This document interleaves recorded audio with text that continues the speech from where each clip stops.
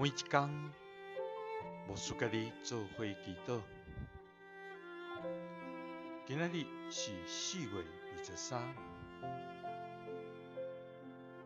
诗篇119篇47到48节安尼讲：你的诫命，互我欢喜，因为这个诫命是我所喜爱。我尊重佮喜爱你的诫命，我嘛要哪念哪受你的规例。三甲来祈祷，你的诫命，互阮喜爱的天父，阮感谢你。主啊，你是有大权能，以爱正直，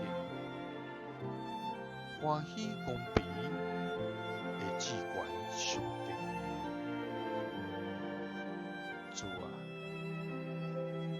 你将你的教示还予阮，爱阮确实遵守。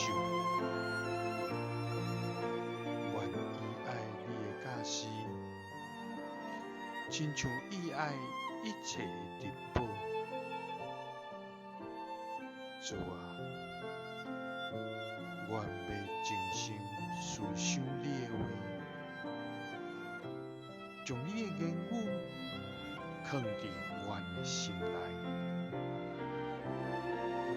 主啊，阮要专心追求你。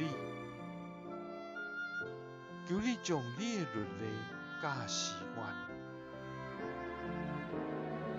我要伫这欢喜来活。主啊，世间人